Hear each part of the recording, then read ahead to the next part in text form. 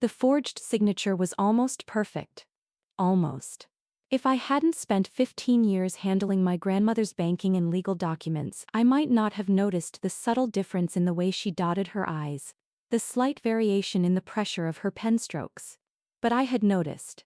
And now I was staring at a quitclaim deed that transferred ownership of her house, the house I'd been paying for and maintaining for 8 years, to my cousin Derek, dated just 1 week before her death.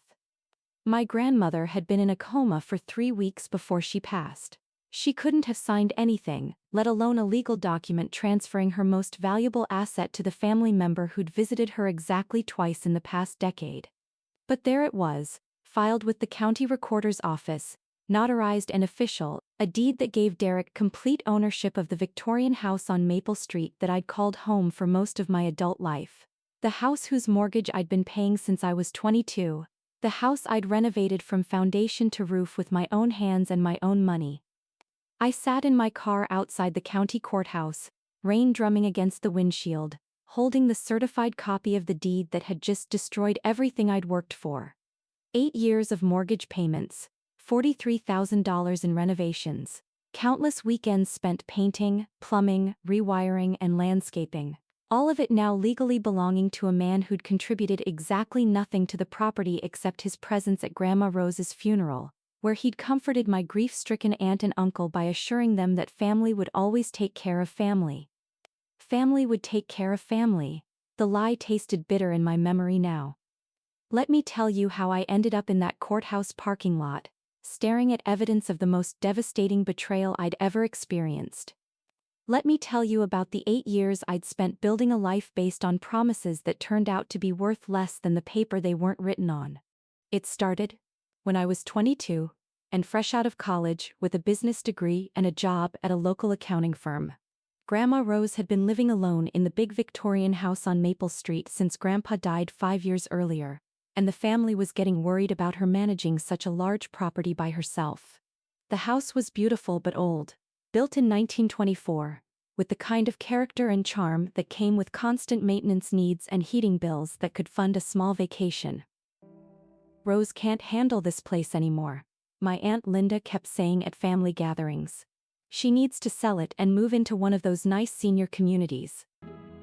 But Grandma Rose loved that house with a fierce attachment that went beyond mere sentiment. She and Grandpa had bought it in 1962, had raised 4 children within its walls, had hosted 40 years of family holidays and celebrations. Every room held memories. Every creaky floorboard told a story. Every stained glass window reflected decades of sunlight and love. "I'm not going anywhere," Grandma would say whenever the subject came up. "This house is staying in the family. When I'm gone, one of my grandchildren will live here and take care of it the way it deserves." She'd look directly at me when she said this, because even at 22 I was the one who admired the house's architecture, who asked questions about its history, who helped her with small repairs when I visited. I was the grandchild who saw the property as more than just a valuable asset. I saw it as a legacy worth preserving. "Margaret," she said to me one Sunday after dinner, using the formal name no one else ever called me, "would you consider moving in here with me, just until I get back on my feet?" Grandma Rose had recently had a minor heart attack. Nothing serious but enough to shake her confidence about living alone in such a large house. The family had been pressuring her about senior living facilities again, and I could see the anxiety in her eyes whenever the topic came up. "I could help with the mortgage payments," she continued. "And there's so much space here, you'd basically have your own apartment upstairs. It would be helping me out, but it would also be helping you build equity in a property that will belong to you someday anyway." Someday anyway. Those words sealed my fate, though I didn't know it at the time. Moving in with Grandma Rose seemed like a perfect solution for both of us. She'd have company and assistance with the property maintenance, and I'd have a beautiful place to live while building equity in a house that was already practically mine. The arrangement would be temporary, just until she felt more secure, but the house would eventually pass to her grandchildren, and as the one who'd been living there and maintaining it, I'd naturally inherit the largest share. At least, that's what I understood. That's what the family conversations had implied. That's what I'd built 8 years of my life around believing. I took over the mortgage payments immediately. Grandma Rose's name stayed on the deed and the loan documents, but I wrote the check every month. $1,847.52 for principal, interest, taxes, and insurance. For someone making $38,000 a year at my first accounting job, it was a significant financial commitment, but it felt like an investment in my future. Beyond the mortgage, I took responsibility for all the major maintenance and improvements the house needed. Victorian houses require constant care, and this one had been showing its age even before I moved in. The heating system needed updating. The electrical work was decades behind code, the plumbing had issues that required professional intervention, and the exterior paint was peeling away in strips that made the house look abandoned rather than beloved. Over the course of 8 years, I poured everything I had into that property. I hired contractors to replace the furnace and ductwork. $8,200. I had an electrician rewire the entire house to bring it up to modern safety standards. $12,400. I replaced all the plumbing in the kitchen and bathrooms. $9,800. I restored the original hardwood floors throughout the main level. $6,400. I had the roof replaced after a storm damaged several sections. $11,200. The cosmetic improvements came from my own labor and weekend time. I stripped and refinished all the woodwork on the main floor, painted every room in the house, renovated the kitchen with new cabinets and appliances, updated both bathrooms with period-appropriate fixtures that maintained the house's character while providing modern functionality. I landscaped the yard, planted gardens, restored the original stone walkways, and rebuilt the back porch that had been sagging dangerously when I moved in. Every decision was made with permanence in mind, every improvement chosen to increase the property's long-term value rather than provide quick cosmetic fixes. I wasn't just maintaining Grandma Rose's house, I was preparing my own future home, the place where I'd eventually raise my own family, the legacy I'd pass on to my own children someday. Grandma Rose watched my efforts with obvious pride and gratitude. She'd walk through the house, pointing out improvements to visitors, bragging about my craftsmanship and dedication. "Margaret is making this house more beautiful than it's ever been," she'd tell her bridge club friends. "She's got such an eye for these old places. This house is going to be in good hands for another generation." Why? In good hands for another generation. More promises that felt like contracts at the time. When I got engaged to Tom 3 years after moving in, Grandma Rose was thrilled. She immediately started talking about the wedding we'd have in the house's backyard, the children who'd play in the rooms where my cousins and I had once visited, the family traditions that would continue in a house that had seen 3 generations of celebrations already. "This house needs young people," she'd say, watching Tom and me discuss plans for converting the 3rd floor into a master suite. "It needs the sound of children's feet on these stairs. It needs to be full of life again." Tom and I postponed our wedding for 2 years to save money for a down payment on a house, not realizing that we were already living in what would become our permanent home. We put the wedding fund money into house improvements instead, upgrading the kitchen appliances and adding central air conditioning to make the house more comfortable for an elderly woman who was struggling more each year with the heat and humidity of summer. The family dynamics around the house were complicated but seemed manageable at the time. Aunt Linda had moved to Florida with her husband 5 years earlier, claiming she was done with Chicago winters and family obligations. She rarely visited and never contributed financially to Grandma Rose's care or the house's maintenance, but she stayed involved enough to have opinions about how things should be handled. My Uncle Robert lived about an hour away with his wife and 2 teenage sons, Derek and Jason. Robert had always been the son who visited regularly, who handled Grandma Rose's medical appointments and banking, who seemed to take the most interest in her welfare. Derek was the older grandson, 26 when I moved into the house, and had always been Grandma Rose's favorite despite his tendency to disappear for months at a time only to resurface when he needed money or a place to stay. Derek had lived with Grandma Rose briefly after dropping out of college. Then again after losing an apartment he couldn't afford. Then again after a relationship ended badly and he needed somewhere to crash. Each time, he'd promised to get back on his feet and contribute to the household. But within a few weeks he'd be sleeping until noon, leaving messes for other people to clean up, and treating the house like a hotel rather than a home. Derek's still finding himself, Grandma Rose would say whenever family members complained about his lack of contribution. "He's got such potential. He just needs the right opportunity to come along." The right opportunity never seemed to come along. But Derek's sense of entitlement to family resources remained constant. Even after I'd been living in the house for several years, paying the mortgage and handling the maintenance, Derek would show up unannounced, expecting to stay for weeks at a time. He'd eat the food I'd bought, use the utilities I was paying for, and generally act like the house belonged to him rather than being my responsibility. "This is still my grandmother's house," he'd say when I'd try to set boundaries about his extended visits. "I have just as much right to be here as you do." Technically, he was correct. The house was legally Grandma Rose's property, and she had the right to invite anyone she wanted to stay there. But practically, I was the one making it possible for her to maintain the property and continue living independently. I was the one whose financial stability allowed the family to avoid the difficult conversations about nursing homes and assisted living facilities. Derek never seemed to grasp that distinction.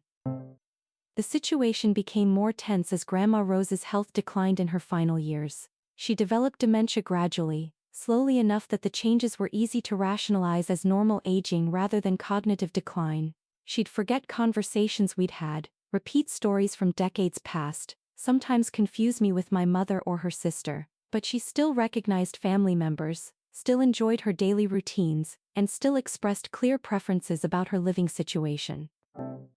"I want to stay in my house," she'd say whenever anyone brought up the possibility of moving. "Margaret takes good care of me here, I don't want to go anywhere else." Margaret takes good care of me, more evidence that my role in her life was appreciated and acknowledged. During her final year, I hired a part-time caregiver to stay with Grandma Rose during the day while I was at work. Elena was a certified nursing assistant who specialized in dementia care, and her salary, $2,800 per month, came directly from my checking account. I also hired a cleaning service to come twice a week, upgraded the bathroom fixtures to be more accessible for someone with mobility issues, and installed safety features throughout the house to prevent falls and accidents. Uncle Robert helped with medical appointments and insurance paperwork, but the day-to-day financial and practical responsibility for Grandma Rose's care fell to me. I was the one who made sure her prescriptions were filled, her bills were paid, her house was maintained, and her quality of life remained as high as possible despite her declining health. "I don't know what we'd do without Margaret," I overheard Uncle Robert telling his wife on the phone one evening. "She's been a godsend for Mom. None of the rest of us could handle everything she's been doing. None of the rest of us could handle it." But somehow, when it came time for inheritance discussions, the rest of them seemed to think they deserved equal consideration despite unequal contributions. Grandma Rose went into the hospital for the final time on a Tuesday morning in October.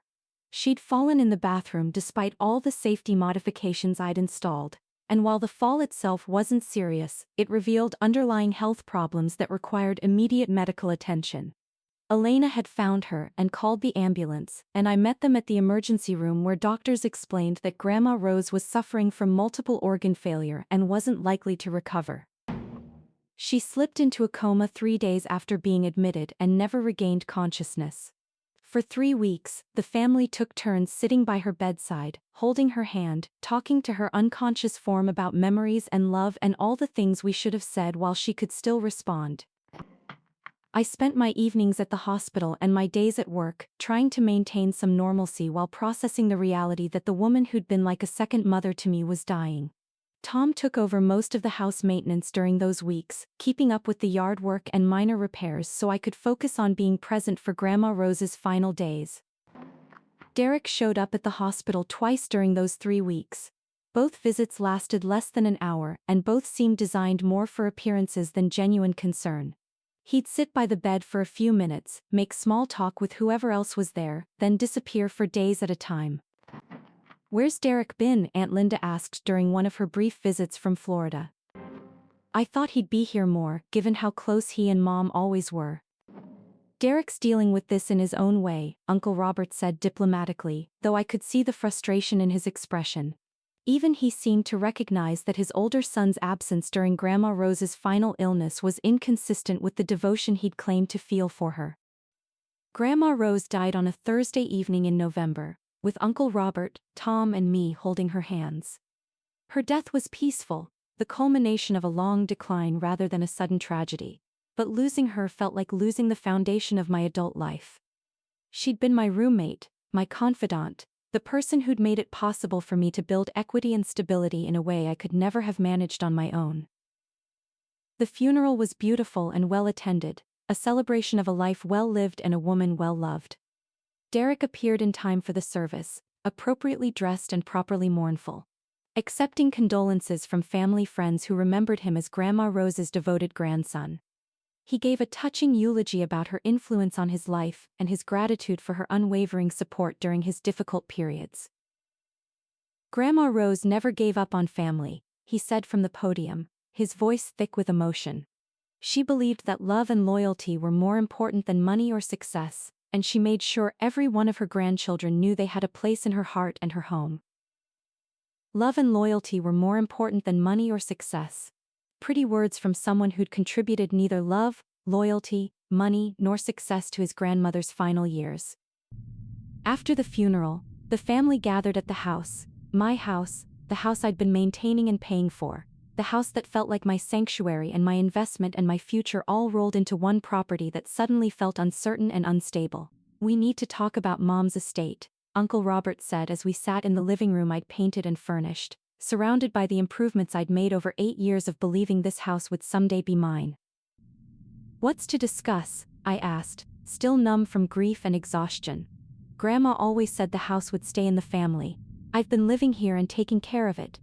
I assume the will reflects that arrangement."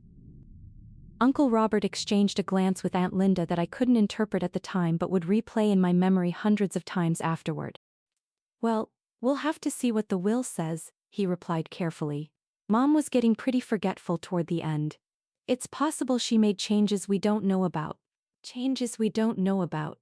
The first hint that something was wrong, though I was too trusting and too grief-stricken to recognize it as a warning. The will reading was scheduled for the following week at the office of Grandma Rose's attorney Harold Westbrook. Mr. Westbrook had handled her legal affairs for 20 years, had drawn up the will I'd watched her sign, had overseen the estate planning that was supposed to protect her assets and provide for her grandchildren's futures. I arrived at his office on a gray December morning expecting to hear the formalization of arrangements that had been understood for years. The house would pass to me, along with responsibility for any remaining mortgage balance. Other assets would be divided among the grandchildren. Everyone would be provided for according to their relationship with Grandma Rose and their contributions to her care. Uncle Robert was there, along with Aunt Linda who'd flown in from Florida for the will reading. Derek sat next to his father, wearing a suit I'd never seen before and an expression of nervous anticipation that should have set off alarm bells in my mind. Mr. Westbrook read through the standard legal language about estate administration and asset distribution, his voice professionally neutral as he outlined the technical details of inheritance law. Then he got to the specific bequests, and my world began to crumble. "To my granddaughter Margaret, who has provided me with companionship and care in my final years, I leave the sum of $10,000 and my heartfelt gratitude for her devotion." $10,000, after 8 years of mortgage payments totaling more than $177,000, after $43,000 in renovations and improvements, after countless hours of labor and care and financial sacrifice. To my grandson Derek, who has always held a special place in my heart, I leave my house at 2847 Maple Street, including all furnishings and fixtures, along with the remainder of my financial assets totaling approximately $67,000. The house. Derek was inheriting the house I'd been paying for, maintaining and improving for 8 years. Derek, who'd lived there sporadically, contributed nothing financially and hadn't visited his dying grandmother more than twice in her final weeks. I sat in stunned silence as Mr. Westbrook continued reading, but the words became meaningless noise. Derek was getting the house. Derek was getting the house I'd thought was mine, the house I'd invested everything in, the house where Tom and I had planned to raise our children. "I don't understand," I said when the reading was finished. "This doesn't match what Grandma Rose always told me about the house staying with whoever was taking care of it." Mr. Westbrook looked uncomfortable, shuffling through the papers in front of him. "This will is dated 18 months ago, Mrs. Patterson. It's possible your grandmother's wishes changed as her health declined." 18 months ago, before Grandma Rose's dementia had become obvious, but during the period when her memory and judgment were already compromised.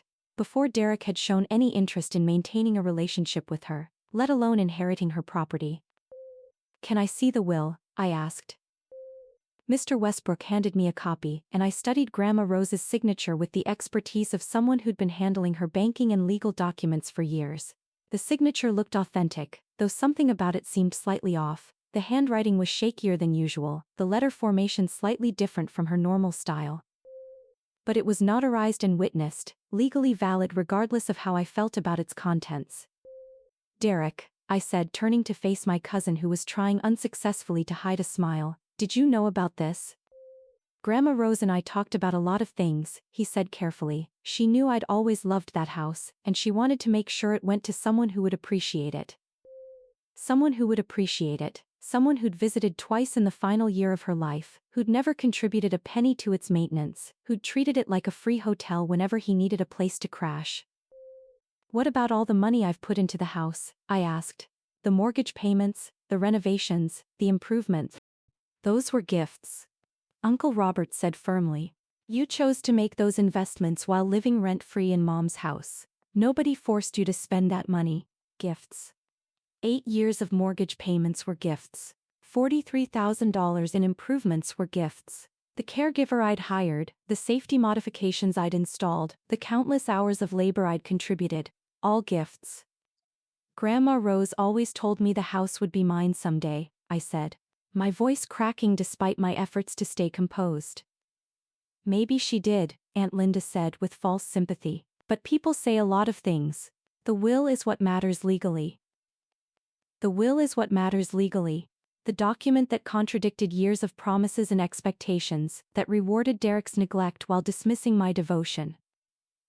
I left that law office in a daze, clutching my copy of the will and trying to process the reality that I'd just lost my home, my investment, and my faith in family justice all in one afternoon. Tom was waiting in the car, and when he saw my face he knew immediately that something devastating had happened. "What did the will say?" he asked gently. "Derek got the house," I said, the words feeling foreign in my mouth. "Derek got everything." That evening, sitting in what was now Derek's living room, surrounded by furniture I'd bought and improvements I'd made, I tried to figure out what to do next. The mortgage was still in Grandma Rose's name, but the house now belonged to Derek. Legally, I was just a tenant with no formal agreement, no guarantee of continued residency, no claim to the equity I'd been building. Derek arrived at the house later that night, letting himself in with a key I didn't know he had. "Hey Maggie," he said casually, using the nickname I'd always hated. "Crazy day, huh?" "Derek, we need to talk about the house situation," I said. "What's to talk about? It's my house now, but don't worry, you can stay here as long as you want, we're family." "What about the mortgage? Are you planning to take over the payments?" He laughed, the sound echoing off walls I'd painted and floors I'd refinished. "Why would I take over the mortgage when you've been handling it just fine? Besides, you've got so much equity built up in this place, you're practically getting free rent at this point." Free rent. In exchange for paying a $1,847 monthly mortgage on a house I no longer had any legal claim to. Derek, I can't keep paying the mortgage on a house I don't own. That doesn't make financial sense. "Then I guess I'll have to find another arrangement," he said with a shrug. "Maybe sell the place and use the proceeds to buy something smaller that I can afford on my own." Sell the place. 8 years of my life, my labor, my money, my dreams, all of it reduced to proceeds that would fund Derek's next adventure. That's when I decided to investigate the will more thoroughly. I made an appointment with a probate attorney the next day, bringing copies of all the documents I'd collected over the years of living with Grandma Rose. Bank statements showing my mortgage payments, receipts for improvements and repairs, insurance policies I'd maintained, evidence of the financial relationship that contradicted Derek's sudden inheritance. This is interesting, the attorney said, studying the timeline of Grandma Rose's declining health and the date of the will. "Your grandmother signed this document during a period when her mental capacity was questionable. That could be grounds for challenging the will." "But it was witnessed and notarized," I pointed out. "Witnessed by whom?" he asked, flipping to the signature page. "Robert Patterson and Linda Martinez," I read, "my uncle and aunt." "The father and aunt of the primary beneficiary," he noted. "That's legally permissible, but it suggests this will was created with very specific family input." He explained the process for challenging a will. gather medical evidence of diminished capacity, document the circumstances surrounding the signing, prove that the document didn't reflect Grandma Rose's true intentions or long-standing promises to family members. It would be expensive, time-consuming, and likely to destroy what remained of my family relationships. But it might be the only way to recover the investment I'd made based on years of promises and expectations. I was still deciding whether to pursue legal action when I discovered the quitclaim deed. I'd been researching property records as part of my will challenge preparation when I found it a deed, dated 1 week before Grandma Rose's death, signed while she was unconscious in the hospital, transferring ownership of the house directly to Derek. The signature was definitely forged. I'd seen Grandma Rose's handwriting thousands of times, had watched her sign documents, had helped her with paperwork when her hands shook too badly to write clearly. This signature was close but not authentic. More importantly, the deed was dated during the period when Grandma Rose was in a coma. She'd been unconscious and on life support, monitored around the clock by medical staff. She couldn't have signed anything, let alone a legal document transferring her most valuable asset. Someone had forged her signature and filed the deed to ensure Derek's inheritance, regardless of what the will contained. I took my evidence to the district attorney's office, where a white-collar crimes prosecutor confirmed what I already knew: the quitclaim deed was fraudulent, and its filing constituted several felonies including forgery, fraud, and elder abuse.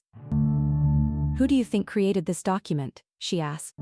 I thought about Uncle Robert's discomfort during the will reading, his insistence that my contributions to the house had been gifts, his careful responses to questions about Grandma Rose's final wishes. "I think my Uncle Robert forged his mother's signature to ensure his son inherited the house," I said. The investigation took 3 months. During that time, I continued living in the house and paying the mortgage, because the forged deed made the ownership situation legally complicated. Derek couldn't force me to leave without clear title to the property, and I couldn't stop paying without risking foreclosure proceedings that would hurt everyone involved. The prosecutor's investigation revealed that Uncle Robert had indeed forged his mother's signature on the quitclaim deed, using samples of her handwriting from old birthday cards and letters. He'd had the document notarized by a family friend who later claimed he'd been told Grandma Rose was too ill to come to his office but had signed the deed at home. The investigation also revealed problems with the will itself. Medical records showed that Grandma Rose's dementia was more advanced 18 months before her death than the family had acknowledged, and her physician stated that she likely didn't have the mental capacity to understand the implications of changing her estate plan during that period. More damaging was the evidence that Uncle Robert had isolated his mother from her usual attorney during her final years, taking her to a different lawyer who specialized in quick, simple estate planning rather than the complex arrangements Harold Westbrook had been managing for decades. The new attorney admitted under questioning that Uncle Robert had provided very specific instructions about how the will should be structured, claiming they reflected his mother's clearly expressed wishes about how her estate should be distributed. "Did you speak with Rose Patterson directly about these wishes?" the prosecutor asked during the deposition. "I spoke with her son Robert, who was acting as her advocate due to her declining health," the attorney replied.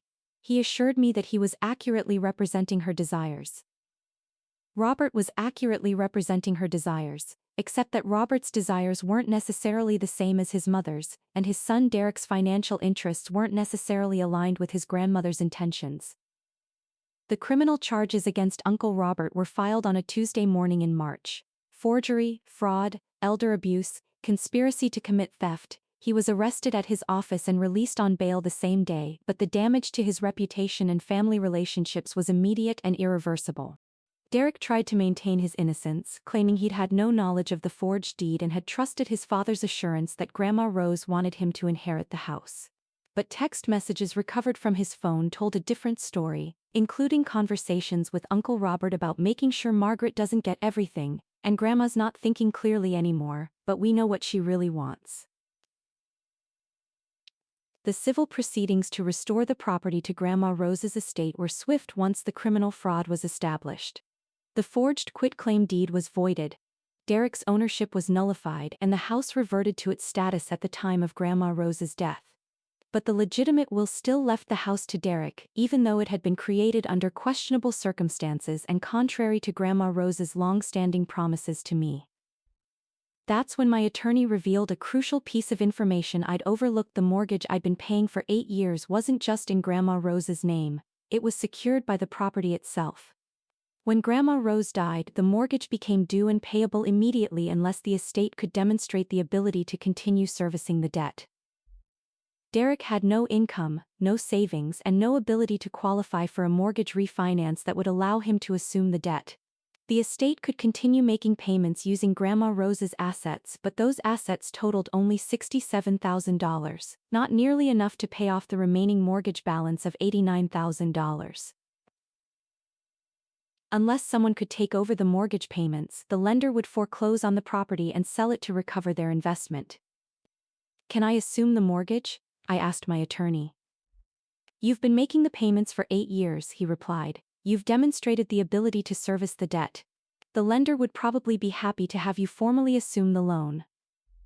Assuming the mortgage would make me the legal owner of the property, but it would also mean Derek's inheritance would become worthless. The house would belong to whoever held the mortgage, not whoever was named in the will. I had a choice. Continue paying for a house Derek had inherited through fraud and family manipulation, or stop the payments and let foreclosure proceedings determine the property's fate. I chose a third option. I contacted the mortgage lender and explained the situation. The borrower had died, the house had been fraudulently transferred, and the current heir couldn't afford to service the debt. I offered to purchase the mortgage from the lender at a discount, using the equity I'd built up over 8 years of payments as collateral for a new loan. The lender was eager to avoid foreclosure proceedings, and agreed to sell me the mortgage for $75,000, $14,000 less than the remaining balance.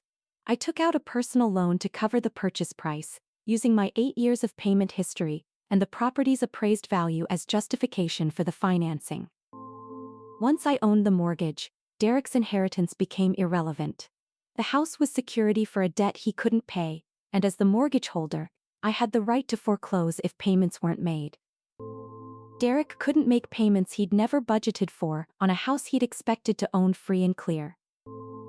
The foreclosure notice was posted on the front door of 2847 Maple Street on a sunny morning in May. Derek had 60 days to cure the default by paying the full mortgage balance, or the property would be sold at public auction to satisfy the debt. He called me that afternoon, his voice shaking with rage and panic. "Maggie, you can't do this. This is my inheritance. Grandma Rose wanted me to have this house." "Derek, Grandma Rose wanted you to have the house, but she didn't pay off the mortgage before she died. The house comes with $89,000 in debt attached to it. If you can't service that debt, you can't keep the house." "But you've been paying the mortgage all along, can't you just keep paying it?" "I was paying it when I thought the house would be mine someday. Now that it belongs to you, you're responsible for the mortgage payments. Unless you can afford $1,947 per month, plus property taxes and insurance." "You know I can't afford that." "Then you can't afford to own the house."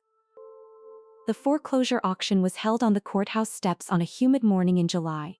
I was the only bidder, purchasing the house for the amount of the outstanding mortgage plus legal fees, $91,500 total. Derek and Uncle Robert stood across the street, watching their scheme collapse into the legal consequences they'd never anticipated. Uncle Robert's criminal trial was scheduled for September, and the evidence against him was overwhelming. Derek's inheritance was gone, his grandfather's house was now mine through legitimate legal proceedings, and the family unity they destroyed with their lies could never be rebuilt. After the auction, I walked through the house, my house now, legally and officially, and assessed the damage from Derek's brief period of occupation. He'd left garbage in the kitchen, hadn't bothered to maintain the yard I'd spent years landscaping, and had apparently hosted parties that left stains on the hardwood floors I'd restored. But the bones of the house were solid, the improvements I'd made were intact, and the foundation I'd built over 8 years of payments and maintenance was still there. Tom and I moved back in that evening, reclaiming the master bedroom where we'd planned our future, the kitchen where we'd cooked countless meals, the living room where we'd entertained friends and family who'd become strangers over the course of a legal battle that revealed everyone's true priorities. Uncle Robert was sentenced to 18 months in prison and ordered to pay restitution for the legal fees and financial damages his fraud had caused. He served 11 months before being released on parole, and he never spoke to me again after his sentencing. Derek moved back in with his parents, then into a studio apartment he could barely afford, then eventually left town entirely. I heard through family gossip that he'd moved to Phoenix and was working at a call center, still bitter about losing his inheritance and convinced that I'd somehow cheated him out of what was rightfully his. Aunt Linda returned to Florida and resumed her policy of minimal family contact, though she occasionally sent Christmas cards that mentioned how sad she was about all the family drama that had driven everyone apart. The house became truly mine in a way it had never been during the 8 years I'd been paying for it under the assumption that it would eventually be inherited. Now every improvement I made, every dollar I invested, every hour of labor I contributed was building equity in property I owned free and clear. Tom and I got married in the backyard that fall, surrounded by friends who'd supported us through the legal battle and the family betrayal that had preceded it. We planted a garden where Grandma Rose's roses used to grow, created new memories in rooms that had been tainted by lies and manipulation. But the real satisfaction came from understanding what I'd learned about trust, family, and the difference between legal ownership and moral entitlement. Derek had inherited a house, but he'd never inherited the responsibility that came with it. He'd expected to own property without paying for it, to benefit from improvements without contributing to them, to receive the rewards of homeownership without any of the sacrifices. Uncle Robert had thought he could manipulate legal documents to override the natural consequences of his son's irresponsibility, that family relationships could be engineered through fraud rather than built through genuine care and contribution. Both of them had discovered that lies destroy trust, that betrayal has consequences, and that property ownership requires more than just having your name on a deed. I'd learned that sometimes the people you trust most are the ones most willing to exploit that trust, that family relationships don't automatically create moral obligations, and that protecting yourself from betrayal isn't selfish, it's necessary. The house on Maple Street still stands, still beautiful, still full of the character and charm that attracted me to it 15 years ago, but now it's surrounded by security systems and legal protections that reflect what I've learned about the difference between family and people who happen to share your DNA. Lies destroyed the trust that had held our family together for decades, but truth created something stronger, a home built on genuine investment rather than false promises, relationships based on mutual respect rather than exploitation, and property ownership that reflects actual contribution rather than inherited entitlement. Derek and Uncle Robert learned too late that fraud has consequences, that forged signatures can be detected, and that stealing someone's investment and calling it inheritance doesn't make the theft legal or moral. I learned that sometimes you have to lose your family to find your home, that legal ownership means more than blood relationships, and that the house trust built was stronger than any house built on lies. The mortgage is paid off now. The deed is in my name alone, and every improvement I make, every dollar I invest, every memory I create within these walls is mine to keep and mine to pass on to people who've earned the right to inherit what I've built. That's the difference between a house and a home. A house can be stolen through lies and legal manipulation, but a home has to be built through years of genuine investment, sacrifice, and care. Derek never understood that distinction. Uncle Robert thought fraud could bridge the gap between what his son wanted and what he'd earned. They both learned the hard way that lies destroy trust, and that trust, once destroyed, can never be rebuilt, only replaced with legal protections that make future betrayals impossible. The house that trust built became the house that justice restored, and now it's truly mine, in every sense that matters.